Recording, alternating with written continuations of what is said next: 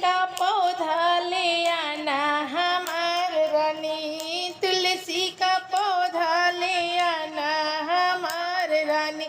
आंगन में तुलसी लगाना हमार रानी, आंगन में तुलसी लगाना हमार रानी। तुलसी जहाँ है नारायण वहाँ है, तुलसी जहाँ है नारायण वहाँ है, घर में ही तीर्थ बसाना हमार रानी, घर में ही तीर्थ बसाना हमार रानी, अगना में तुलसी लगाना हमार रानी, अगना में तुलसी लगाना हमार रानी। तुलसी का पौधा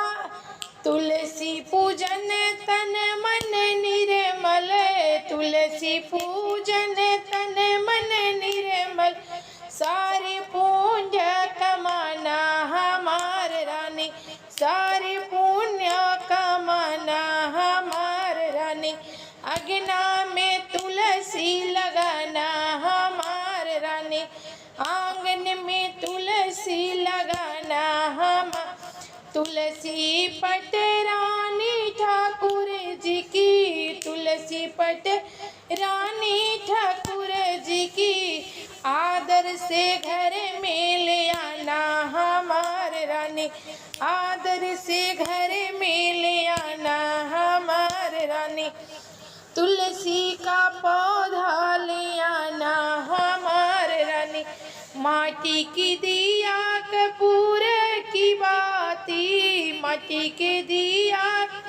गाय के घी में जलाना हमार रानी, गाय के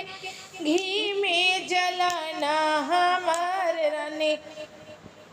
अगना में तुलसी लगाना हमार रानी, तुलसी को